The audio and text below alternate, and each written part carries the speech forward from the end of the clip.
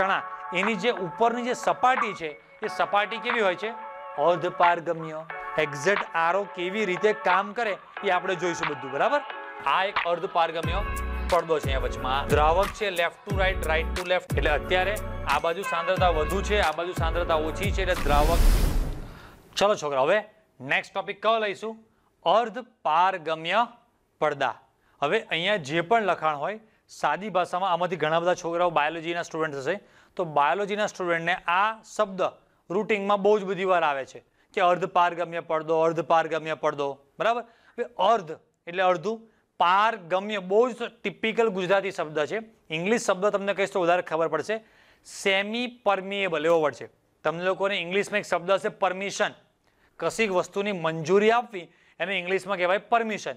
હવે એના પરથી વર્ડ આવ્યો સેમી પરમિએબલ, એટલે કે અડધાને મંજૂરી આપે, અડધાને મંજૂરી ના આપે. એટલે કે અમુકને, ઇંગ્લિશમાં શબ્દ છે સિલેક્ટિવ, એટલે કે અમુક ચોક્કસને, નક્કી કરેલાને જ. એ પડદો સાદી ભાષામાં કહીએ તો પારગમ્ય પડદો એટલે એ પ્રકારનું મટીરિયલ કે જે અમુકને પસાર થવા દે, અમુકને પસાર થવા દે નહીં. અહીંયા જે પણ વર્ણન છે એ બધું પછી સમજીશું. આપણે પહેલા આપણી સાદી દેશી ભાષામાં સમજીએ તો વધારે ખબર પડશે.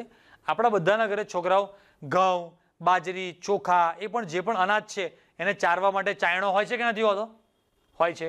તો ચાયણો એકચ્યુઅલી પડદો કહેવાય નહીં, પણ ઉદાહરણ આપીને તમને સમજાવું છું કે જે પણ ચાયણો છે, ઉદાહરણ તરીકે તમે ઘઉં ચારવા માટેનો ચાયણો છે, તો એની અંદર જે જારી મૂકવાની આવે ને, એના જે હોલ છે એ રીતે જ સેટ કરેલા હોય, એવડા જ હોય કે જે ઘઉં છે, મોટા સારા ઘઉં છે, એને નીચેથી નીકળવા દે નહીં, બધા સારા સારા ઘઉં ઉપર રહી જાય.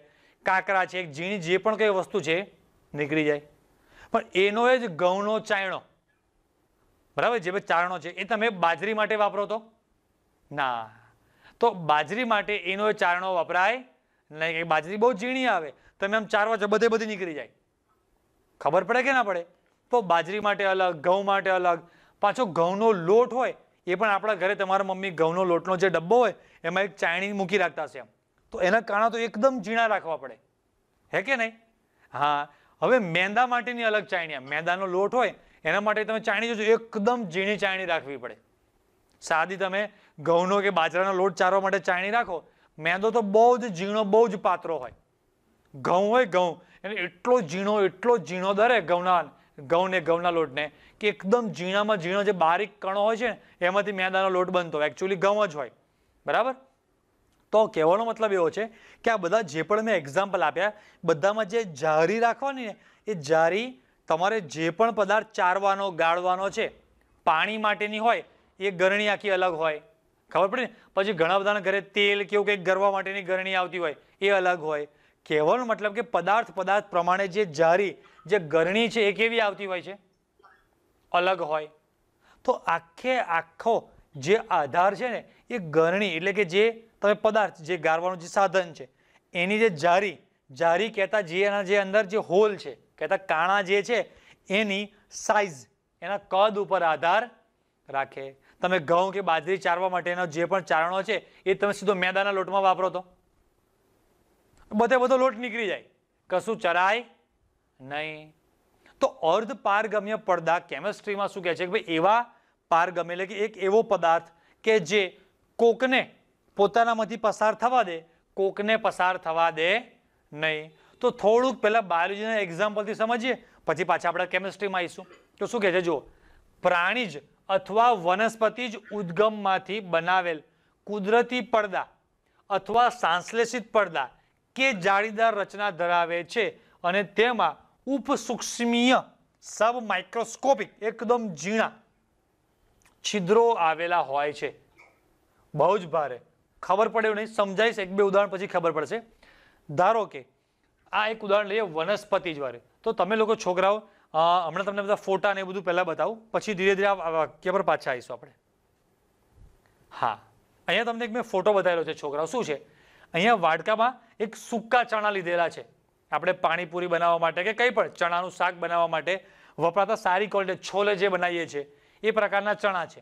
હવે એ ચણાને આપણે પાણીમાં પલાળી રાખીએ તો તમને બધાને ખબર છે કે ધીરે ધીરે 5-10 કલાક પલાળી રાખો એટલે ધીરે ધીરે શું કરે છે?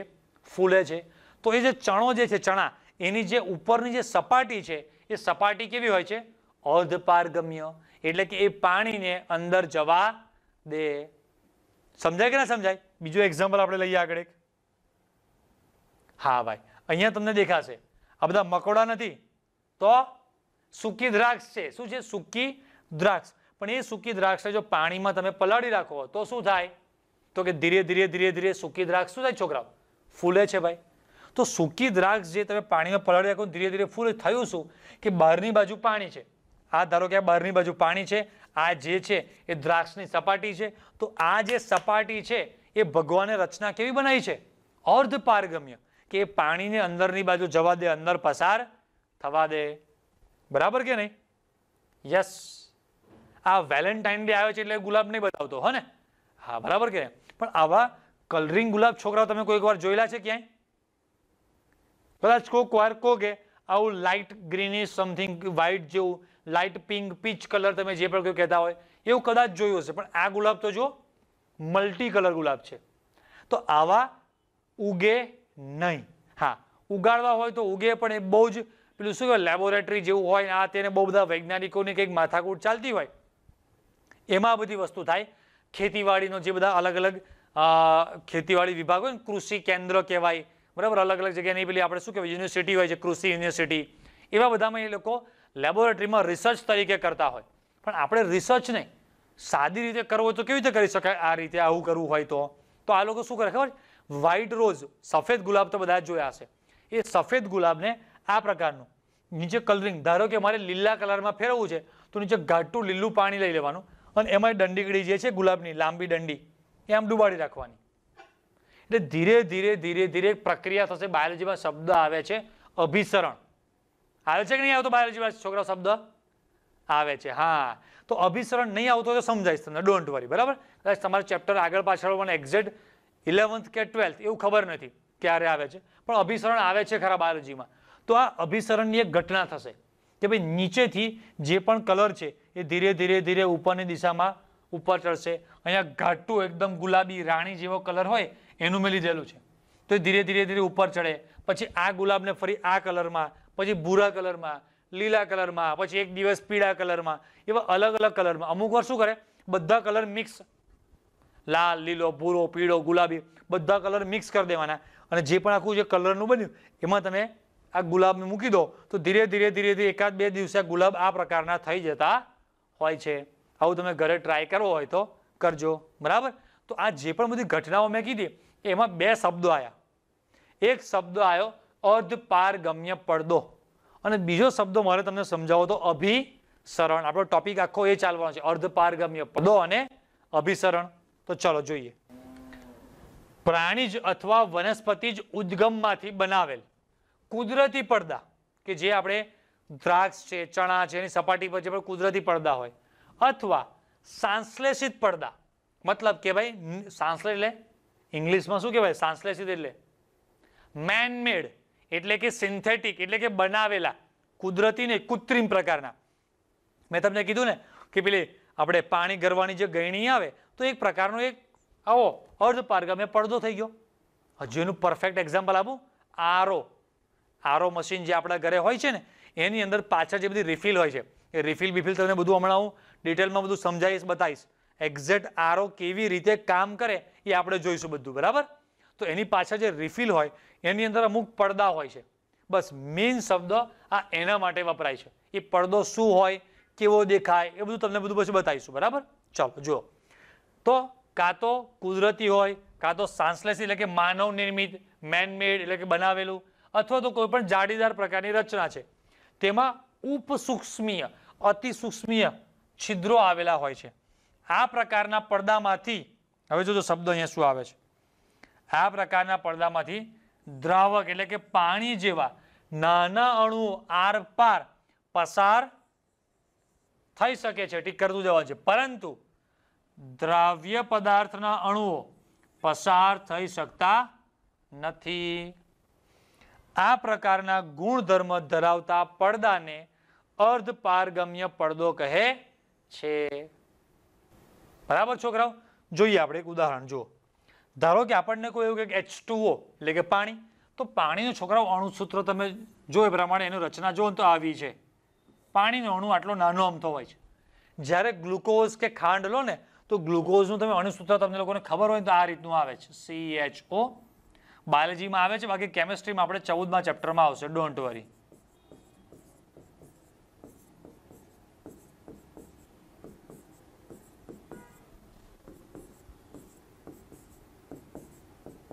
હા, હવે ક્યાં આપણો H2O અને ક્યાં આટલો મોટો ગ્લુકોઝનો આખો અણુ?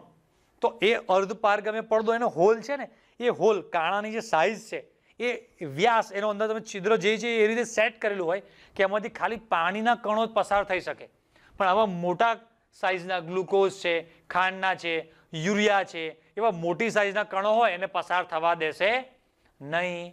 તો એવા પડદાને કહે છે અર્ધપારગમ્ય પડદા. હવે આપણને આના પછી આગળ ટોપિક સમજાવશે અભિસરણ. પહેલા અર્ધપારગમ્ય પડદો એનો મતલબ પરફેક્ટ ખબર પડી જાય તો અભિસરણ ખબર પડશે, અને અભિસરણ ખબર પડશે તો અભિસરણ દબાણ ખબર પડશે.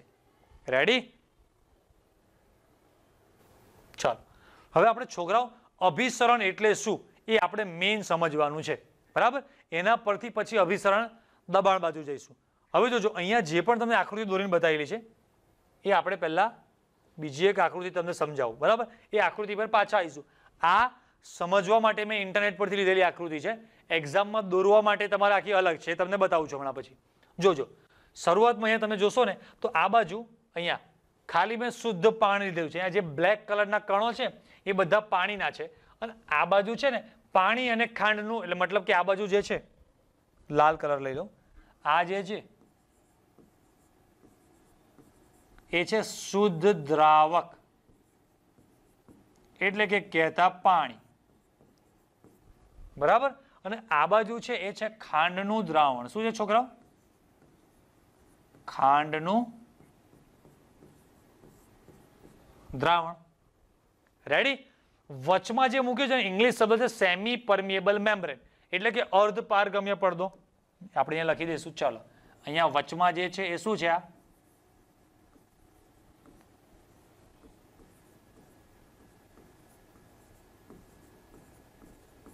વચમાં શું છે? અર્ધપારગમ્ય પડદો. આટલું ખબર પડે? એક બાજુ દ્રાવક છે, એક બાજુ દ્રાવણ છે. હવે અર્ધપારગમ્ય પડદો છોકરાઓ કેવો હોય? માત્ર કોને પસાર થવા દે? દ્રાવકને. કોને? દ્રાવકને. દ્રાવ્યને પસાર થવા દેશે નહીં. આટલું ખબર પડે બધાને? હા ભાઈ, પડે. હવે જોજો, ટ્રેજેડી શું શરૂઆત થાય છે કે ભાઈ આપણે 11મા ધોરણમાં સંતુલન ચેપ્ટરમાં એક વૈજ્ઞાનિકનું નામ હતું લેસ સેટેરિયલ. એણે ભાઈ એવું સમજાવ્યું હતું, વૈજ્ઞાનિકનું નામ યાદ ના હોય તો કંઈ નહીં, પણ એવું સમજાવ્યું હતું કે હંમેશા જે પણ છે ઊંચી સાંદ્રતાથી નીચી સાંદ્રતા તરફ, ઊંચા તાપમાનથી નીચા તાપમાન તરફ, ઊંચા દબાણથી નીચા દબાણ તરફ, કાયમ એવી રીતે હોય કે ના હોય પ્રક્રિયા? ઊંચા તાપમાનથી નીચા, ઊંચા દબાણથી નીચા દબાણ, ઊંચી સાંદ્રતાથી નીચી સાંદ્રતા. તો જોજો, અહીંયા આ બાજુ ખાંડનું દ્રાવણ એટલે સાંદ્રતા ખાંડની વધારે છે, આ બાજુ તો ખાલી દ્રાવક છે. તો આ જે આ બાજુનું જે દ્રાવણ છે એને એક રીતે કહેવા જઈએ તો હું એવું લખી રાખું, અહીંયા જોજો, સાંદ્ર દ્રાવણ. તો આ બાજુ સાંદ્રતા વધુ, આ બાજુ સાંદ્રતા ઓછી. તો ભાઈ પ્રકૃતિના નિયમ પ્રમાણે તો ઊંચી સાંદ્રતાથી નીચી સાંદ્રતા તરફ જ ગતિ કરતું હોવું જોઈએ. હા કે ના? હા ભાઈ. પણ તકલીફ છોકરાઓ એવી છે કે વચમાં છે આપણો કોણ? અર્ધપારગમ્ય પડદો. અને અર્ધપારગમ્ય પડદો કાયમ દ્રાવ્યને આમથી આમ પસાર થવા દેશે નહીં. ખાલી કોને પસાર થવા દેશે? દ્રાવકને. હવે એક બાજુ વધુ સાંદ્રતા, એક બાજુ ઓછી સાંદ્રતા, તો સંતુલનમાં પ્રક્રિયા રહેતી, એટલે કે સંતુલનમાં રહેતું નથી. તો હવે પ્રકૃતિ એટલે કે નેચર, એટલે કે આ જે વાતાવરણ છે, બરાબર, એ તો સંતુલનમાં આવવાનો પ્રયત્ન કરશે ને કરશે. તો જો દ્રાવ્ય આમથી આમ જઈ શકતો નથી, જો દ્રાવ્ય આમથી આમ જાય તો આ બાજુ ધીરે ધીરે દ્રાવ્ય આમ જાય, એટલે આ બાજુ ધીરે ધીરે સાંદ્રતા વધે, આ બાજુ સાંદ્રતા ઘટે, ને કોઈ એક જગ્યાએ બે કેવા થઈ જાય? ભેગા.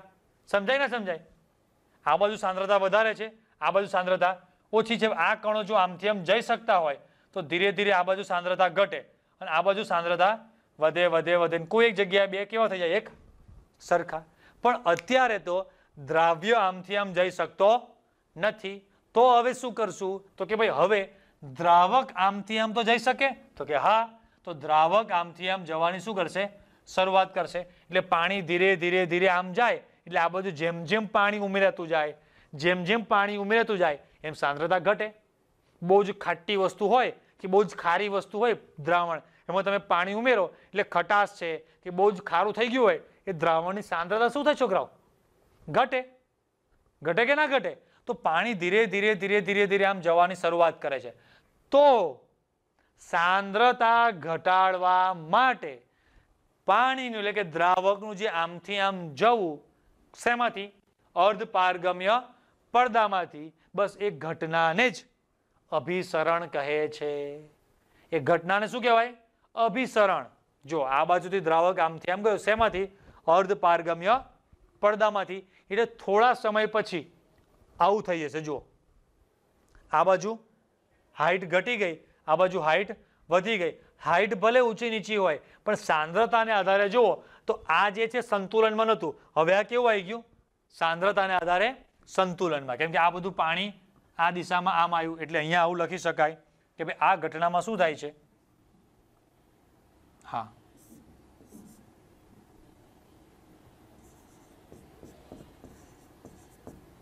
બસ આ દ્રાવક બધા આ દિશામાં શું કરશે?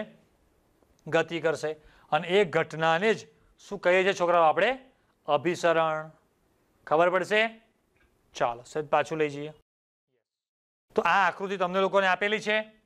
આપણી જે એનસીઆરટી વાળી સીબીએસઈ વાળી જે ટેક્સ્ટબુક છે, ટેક્સ્ટબુક નથી, અમે જૂની ટેક્સ્ટબુકમાંથી લઈને તમને સમજાવવા માટે આપેલી છે. તમને લોકોને પેમ્પલેટમાં આપેલી છે? આપેલી છે ને? હા, ચાલો. તો અહીંયા જુઓ, અહીંયા કેવી રીતે લીધું છે કે ભાઈ આ બાજુ આપણે પાણી લીધું હતું. શું છે? પાણી અથવા તો મંદ CuSO4 નું દ્રાવણ. અને આ બાજુ કેવું છે? સાંદ્ર દ્રાવણ. આ બાજુ મંદ, આ બાજુ સાંદ્ર. હવે દ્રાવ્ય જે છે CuSO4, તો CuSO4 એ આમથી આમ જઈ શકે નહીં, પણ દ્રાવક જે છે એ લેફ્ટ ટુ રાઈટ અને રાઈટ ટુ લેફ્ટ, ડાબેથી જમણે, જમણેથી ડાબે આવી શકે. તો ભાઈ આમાં થશે શું? આ બાજુ મંદ છે, આ બાજુ વધુ છે, એટલે ધીરે ધીરે પાણી કઈ દિશામાં જશે? દ્રાવક આપણો આ દિશામાં જવાનો, રાઈટ. અને આ દિશામાં જે અર્ધપારગમ્ય પડદો છે, તો અર્ધપારગમ્ય પડદામાંથી દ્રાવકનું મંદથી સાંદ્ર તરફ જવું અને જે સંતુલન કરવું, એ પ્રક્રિયાને અભિસરણ કહે છે. સમજાય? કે તમને આ જે પણ આકૃતિ આપી છે એમાં તમારે શબ્દો ટીક કરી રાખવાના છે. આ બાજુ મંદ, આ બાજુ સાંદ્ર. પછી મેં જેવું લખ્યું છે CuSO4 લેફ્ટ ટુ રાઈટ, એટલે કે સાંદ્રમાંથી મંદ બાજુ જઈ શકે નહીં. કેમ ભાઈ? આ વચમાં અર્ધ પારગમ્ય પડદો છે. ઓકે. અને એક આ પણ લખી દેવાનું, દ્રાવક આમથી આમ જઈ શકે. દ્રાવક તો બંને બાજુ જશે, પણ ભાઈ આ બાજુ સાંદ્રતા એમ પણ વધારે છે. તો પાણી જો આ લેફ્ટ થી રાઈટ, ડાબેથી જમણે જાય તો ઉલટાની સાંદ્રતા વધી જાય, એટલે પાણી જઈ શકે ખરા, પણ જશે તો આ બાજુથી, મંદથી સાંદ્ર બાજુ જ. બરાબર કે નહીં?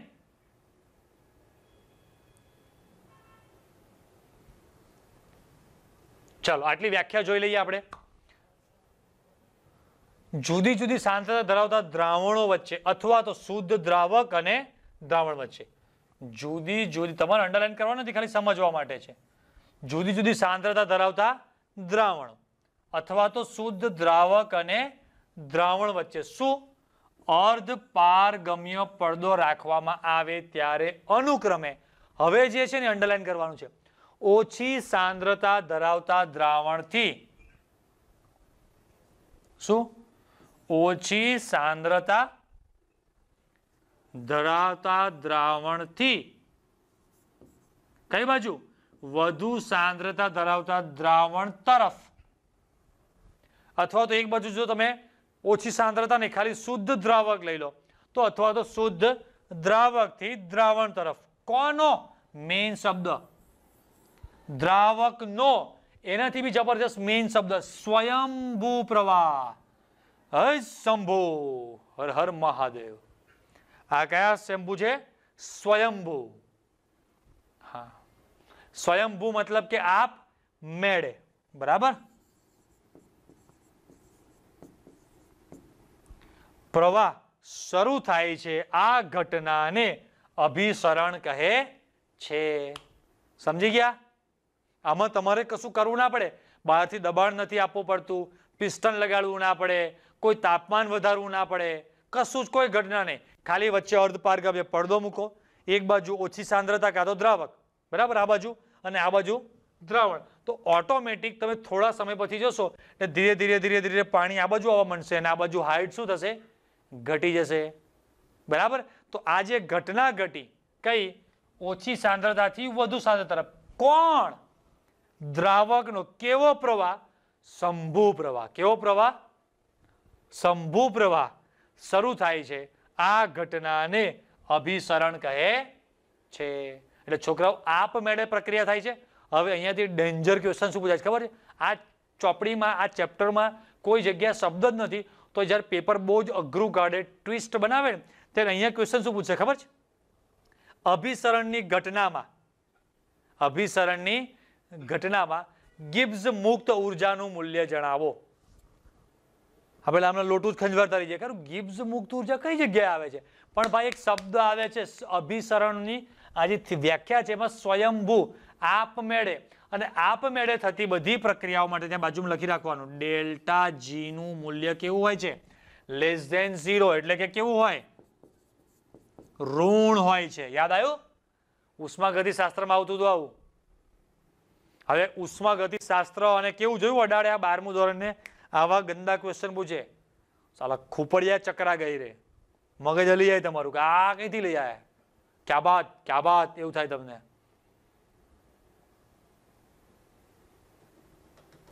હા, આ એક અર્ધપારગમ્ય પડદો છે અહીંયા વચમાં, આ બાજુ A, આ બાજુ B, બરાબર. અત્યારે બંને પાણી જ છે એટલે બંને બાજુ કણો આમથી આમ જઈ શકે છે, બરાબર છે. ચલો હવે જોજો, હવે આપણે આમાં કોઈ એક દ્રાવ્ય પદાર્થ ઉમેરીશું. યસ, જો આપણે કોઈ એક દ્રાવ્ય પદાર્થ ઉમેર્યો, એકચ્યુઅલી નાના નાના જ કણો હોય પણ દર્શાવવા માટે ખાલી મોટા દેખાડ્યા છે આપણને. તો જો એ શું કરશે? પાણીના અણુ સાથે આ પ્રકારનો એક ટાઈપનો સમુચ્ચય જેવું બનાવે, મતલબ કે કદ મોટું થઈ જાય. હવે આ મોટા મોટા કદના પાણી અને દ્રાવ્યના જે ઝુમખા બની ગયા એ આ નાના કદમાંથી, જે નાના નાના સાઇઝના જે હોલ છે એ હોલમાંથી પસાર થઈ શકે નહીં. હજુ પાણી જુઓ, દ્રાવક છે, left to right, right to left, A થી B, B થી A તરફ જઈ શકે, પણ આ જે મોટા કદના જે બધા આપણે ઉમેર્યા પદાર્થ એ આમથી આમ, એટલે કે B થી A બાજુ જઈ શકવાના છે નહીં. એટલે આ બાજુ સાંદ્રતા શું થઈ ગઈ? વધી ગઈ. આ બાજુ સાંદ્રતા ઓછી છે એટલે ઓટોમેટિક જો આ પાણી આ બાજુ ઘટતું જશે, આ બાજુથી A બાજુથી B બાજુ દ્રાવક આપણો આ દિશામાં જાય છે એટલે આ બાજુ હાઈટ જો ઘટે છે, આ બાજુ હાઈટ વધે છે. દેખાય છે કમ્પ્લીટ તમને? હા, જો આટલો જે હાઈટનો તફાવત આવ્યો ડેલ્ટા H, ફિઝિક્સનું સૂત્ર છે P = delta H rho G, એ પ્રકારનું. જો કેટલો ડિફરન્સ આવી ગયો. અહીંયા આ પાણી આટલું ઘટીને નીચે આવી ગયું, અહીંયા હતો, અહીંયાથી છે આ પાણીના કણો આમથી આમ જાય છે. જો આ દ્રાવક બધું આ બાજુ આવે છે, આપણને એ જ દેખાડે છે આમ.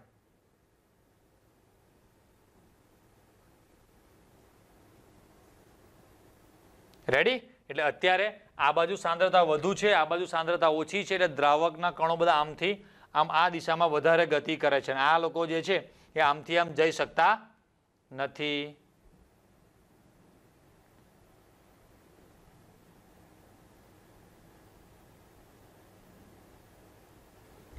ચાલો હવે છોકરા અભિસરણમાં ખબર પડી ગઈ કમ્પ્લીટ. આપણે એક એનિમેશન જોયું આના પરથી, બરાબર. હવે આના પછીનો જે આપણો આગળનો ટોપિક છે છોકરા, હવે અભિસરણ દબાણ. ઓકે છોકરા, હવે અભિસરણનો મતલબ તો આપણે સમજી ગયા કે ભાઈ જે એક બાજુ સાંદ્રતા વધુ હોય, એક બાજુ સાંદ્રતા ઓછી હોય, તો જે બાજુ સાંદ્રતા ઓછી છે એ બાજુથી દ્રાવક, કેમ કે વચ્ચે તો શું છે અર્ધપારગમ્ય પડદો, એટલે ખાલી દ્રાવકને પસાર થવા દેશે. એટલે દ્રાવક, ધારો કે આ બાજુ સાંદ્રતા વધુ છે તો આ બાજુથી દ્રાવક બધો આમ જશે કે નહીં જાય? કેમ? આ બાજુ સાંદ્રતા વધુ છે, સાંદ્રતા ઘટાડવા માટે. તો હવે અભિસરણનો મતલબ ખબર પડી કે આ જે ઘટના છે આપણી અભિસરણની ઘટના છે. હવે અભિસરણ દબાણ એટલે શું? તો અમુક છોકરાઓ એક્ઝામમાં વ્યાખ્યા ભૂલી જાય એટલે ડાયરેક્ટ વ્યાખ્યા પેલી કે ઘરગથ્થુ ઉપચાર કે છે એમ ઘરે જાતે વ્યાખ્યા બનાવે, બસ ચાલુ પરીક્ષામાં જ, કે ભાઈ અભિસરણની પ્રક્રિયા થવા માટે જે દબાણ લાગુ પાડવું પડે છે એ દબાણને અભિસરણ દબાણ કહે છે. સરસ. હવે ઓરિજિનલમાં અભિસરણ દબાણ એટલે શું છોકરાઓ સમજો, બહુ મસ્ત વસ્તુ છે, જબ્બર મજા આવશે, ખબર પડશે તમને. જુદી જુદી સાંદ્રતા ધરાવતા દ્રાવણો, બેની અલગ અલગ સાંદ્રતા હોય, અથવા તો દ્રાવક અને દ્રાવણને અર્ધપારગમ્ય પડદા દ્વારા સંપર્કમાં લાવવાથી, આટલે સુધી તો કોમન છે, બંનેની સાંદ્રતા કેવી હોય, અલગ અલગ હોય, વચ્ચે રાખવાનો અર્ધપારગમ્ય પડદો. એક બાજુ ઓછી સાંદ્રતા લો, કાં તો પછી શુદ્ધ દ્રાવક લઈ લો તો પણ ચાલે, અને એક બાજુ વધુ સાંદ્રતા છે, અર્ધપારગમ્ય પડદાથી બંને સંપર્કમાં લાવેલા છે. હવે લાવવાથી જે વધારાના ન્યૂનતમ દબાણે અભિસરણ અટકાવી શકાય તે દબાણને અભિસરણ દબાણ પાય કહે છે. આનું ઇંગ્લિશમાં સેન્ટેન્સ કહીશ ને તો બહુ ઝડપથી તમને ખબર પડશે કે પછી અભિસરણની કોઈ એક ઘટના છે તો બધાને ખબર પડે. હવે ઇંગ્લિશમાં દબાણને પ્રેશર કહે છે પણ ખબર પડે, તો ધ પ્રેશર વિચ, હવે જો અહીંયાથી જે વાક્ય છે ને આ વાક્યનો ઇંગ્લિશનો મતલબ શું છે, just stop the flow of solvent. Just stop એટલે લોકો એવું કહે છે કે અભિસરણની જે ઘટના થાય છે ને એ ઘટના રોકવા માટે, ટુ જસ્ટ સ્ટોપ, ખાલી રોકવાની છે. તો એ જે અભિસરણની ઘટના છે એ ઘટના રોકવા માટે જે મિનિમમ એટલે કે ન્યૂનતમ દબાણ જે આપવું પડે એને લોકો શું કહે છે, અભિસરણ દબાણ. બહુ ખબર નહીં પડે એટલે આપણે થોડાક પાછા જઈશું. હા, આપણી આ આકૃતિમાં. ચાલો હવે છોકરાઓ આ આકૃતિ તમે બધા જોયેલી છે? હા, યસ. હવે તમને બધાને ખબર હોય તો આપણે આમાં એવું કહેતા હતા કે આ બાજુની સાઈડ છે એ આપણો શુદ્ધ દ્રાવક છે, લખેલું છે પાણી અથવા તો મંદ દ્રાવણ. આ બાજુ કેવું છે, સાંદ્ર દ્રાવણ. અને બધું આપણે જોઈ ગયા હતા કે ભાઈ જે પણ આપણા દ્રાવકના કણો છે એ આ દિશામાં જવાના કે નહીં જવાના? હા ભાઈ, જાય છે. અને આ ઘટનાને છોકરાઓ શું કહેવાય, અભિસરણ. હા કે ના? રેડી. હવે જોજો, તમારે એવું દબાણ આપવાનું છે કે અભિસરણની ઘટનાને અટકાવે.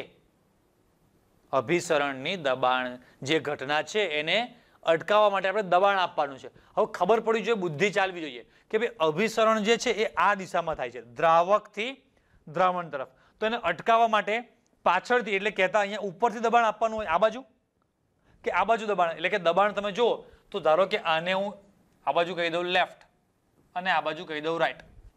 તો તમે મને કહો કે આ રાઈટ વાળું જે પણ આપણું પ્રવાહી છે એની પર દબાણ આપવું પડે કે લેફ્ટ વાળા પર પ્રવાહી આપવું પડે? ચાલો, લેફ્ટ વાળા પર પ્રવાહી, જે લેફ્ટ વાળું જે પ્રવાહી છે ડાબી બાજુ વાળું, એની પર દબાણ આપીએ તો આ અભિસરણ ઘટે. બરાબર? એવું સમજતા હોય એટલા જણા મને આમ થંબ બતાવો. આ અભિસરણ કઈ દિશામાં છે? આ દિશામાં છે. તો એને જો હું આ બાજુ ઉપરની બાજુ દબાણ આપીશ તો ઉલટાનું વધારે ના થાય દબાણ? ખબર પડી કે ના પડી? એટલે એને અટકાવવા મારે આ બાજુ ઊંધી બાજુથી. ઉદાહરણ તરીકે જોજો, આપણા ઘરમાં જ બધા એક્ઝામ્પલ છે, તમને ખબર પડશે.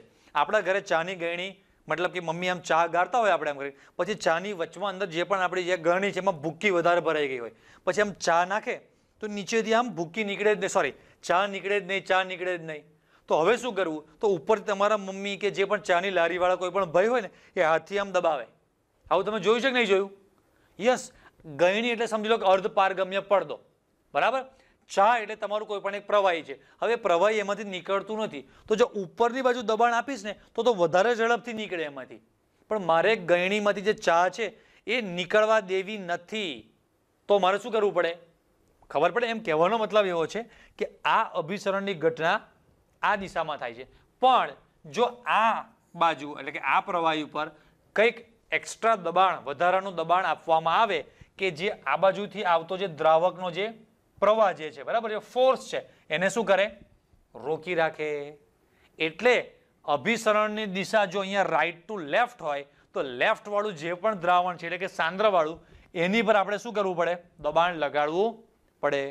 સમજાય કે ના સમજાય? ઉદાહરણ તરીકે મારો મેં ઘરનો દરવાજો બહારનો વરંડાનો કંઈક સમથિંગ કંઈ પણ છે એનો દરવાજો મેં આમ ખોલ્યો અને કંઈક ગાયને હું રોટલી બોટલી ખાવા માટે મેં આપી. બરાબર? એક રોટલી ખવડાવી દીધી મેં, પછી ગાય ચાલો હું એવું કરતો હતો, ગાય જતી નથી, ગાય અંદર આવવાનો ટ્રાય કરતી હતી. તો ગાયને મારે અંદર ના આવવા દેવી હોય, ધારો કે ગાય આ દિશામાં અંદર આવે છે તો મારે દબાણ કેવું ઊંધી દિશામાં લગાડવું પડે કે ના લગાડવું પડે? એ તો બધાને ખબર પડે. ગાય અંદર આવતી હોય તો એને ભગાડવા માટે મારે બહાર જઈને પાછળ પૂંછડીથી આમ અંદરની બાજુ ધક્કો થોડું મરાય કંઈ, હવે એ તો અંદર આવે.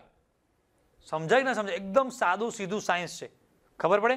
તો અહીંયા આ તમે જુઓ દ્રાવકનો પ્રવાહ આ દિશામાં છે, તો એને અટકાવવા માટે એટલે કે અભિસરણ જે થાય છે એ જો આ બાજુની સાઈડ પર દબાણ લગાડું આની પર તો ઉલટાનું આમ વધારે ફોર્સથી, બરાબર કેવું થશે કે લીંબુનું તમે પેલું લીધેલું છે, લીંબુનો રસ કાઢવા માટેનું મશીન આવે, લીંબુ મૂક્યું પછી મશીનથી તમે આમ પ્રેશર આપો તો લીંબુનો રસ વધારે સ્પીડથી નીચે બહાર નીકળશે. તમે અમુક વાર વધારે જોરથી દબાઈએ, એમાં લોખંડ કે સ્ટીલ એલ્યુમિનિયમ જેવું હોય ને તો વાંધો આવે નહીં, પ્લાસ્ટિકનું એકદમ વધારે દબાવો મશીન તૂટી જાય છે. તો આપણે જે એક્સ્ટ્રામાં કરીને દબાણ લગાડીએ છીએ તો ઉલટાનો રસ વધારે નીકળે. એમ આ બાજુ તો દબાણ લગાડાય જ નહીં મારો ભાઈ, આ બાજુ દબાણ લગાડતો તો અભિસરણ વધારે ફાસ્ટ આમ થાય. આ વચ્ચે જે એક ગળણી જેવું જારી જેવું કપડું છે એમાંથી વધારે પ્રેશરથી પાણી આ દિશામાં જાય તો અભિસરણ વધી જાય. આપણે તો અભિસરણ જે છે એને શું કરવાનું છે?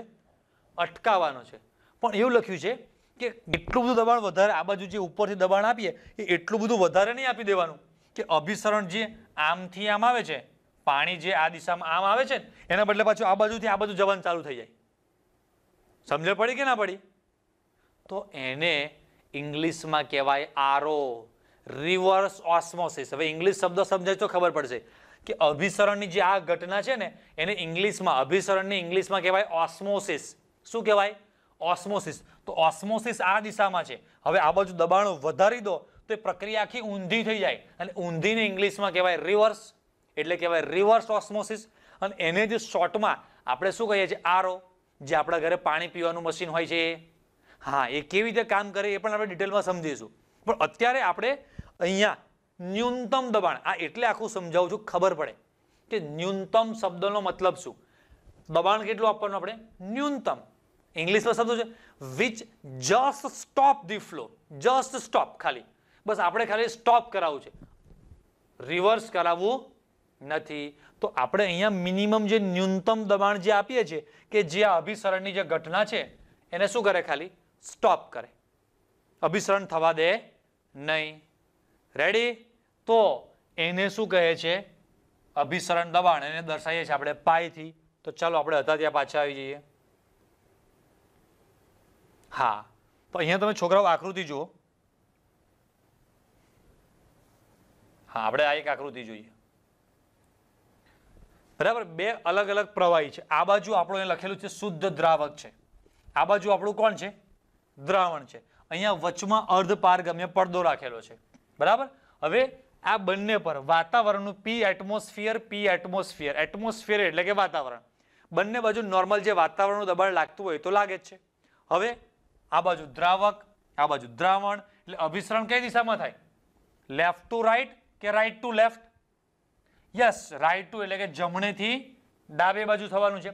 પણ એ જે જમણેથી ડાબી બાજુ જે અભિસરણ થાય છે એને અટકાવવું હોય તો દબાણ જમણી બાજુ લગાડવું પડે કે ડાબી બાજુ?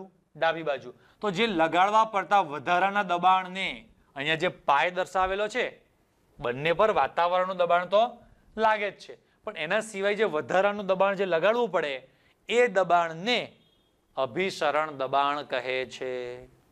એટલે હવે સમજ્યા? અભિસરણની ઘટના કરવા માટે જે દબાણ લાગુ પડે ને એના માટે દબાણ લગાડવાની જરૂર નથી. એ તો સંભુ પ્રક્રિયા છે. ગઈકાલે આવ્યું હતું ને, કઈ પ્રક્રિયા છે?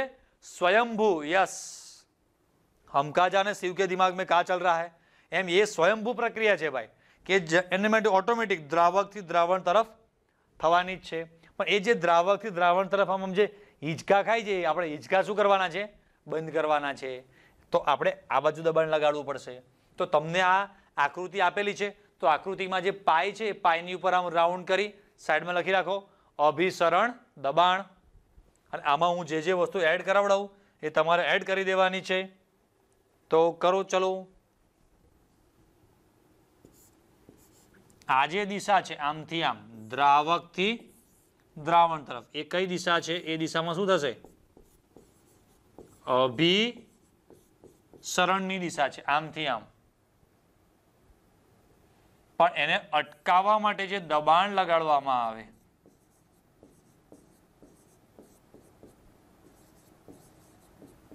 એ દબાણને કહેવાય અભિસરણ દબાણ. અને યાદ રાખવાનું કે અભિસરણ દબાણ શેની પર લગાડવામાં આવે? વધુ સાંદ્રતા હોય, જે સાંદ્ર દ્રાવણ છે હંમેશા એની ઉપર જ અભિસરણ દબાણ લગાડવાનું હોય છે.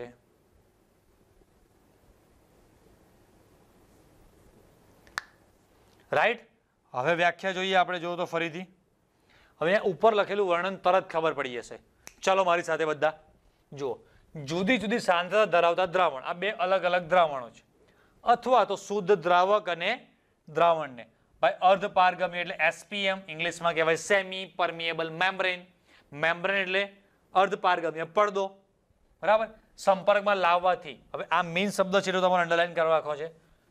તો સંપર્કમાં લાવવાથી જે વધારાના ન્યૂનતમ દબાણે અભિસરણ અટકાવી શકાય છે તે દબાણને અભિસરણ દબાણ પાઈ કહે છે. ચલો અભી આગે. હા, તમને યાદ હોય તો આ બાજુ શુદ્ધ દ્રાવક છે, આ બાજુ દ્રાવણ છે, પાણી આમથી આમ ગયેલું છે. હવે આ બાજુ સાંદ્રતા વધારે છે, આ અભિસરણની ઘટના જે આમ છે એને અટકાવવા માટે જે આ બાજુ દબાણ લગાડીએ એક્સ્ટ્રા, એટલે જો આખી પ્રક્રિયા ઊંધી થવા માંડી, અને જે ઊંધી થાય છે એને કહેવાય આર. હમણાં લખેલું જ આવ્યું હતું, રિવર્સ ઓસ્મોસિસ છે. આ બાજુ સાંદ્રતા વધારે છે તો આ બાજુ હાઈટ ઘટે છે અને આ બાજુ હાઈટ વધે છે. ઓકે, પણ એ પણ ધીમે ધીમે આપણે આગળ આગળ સમજીશું હમણાં.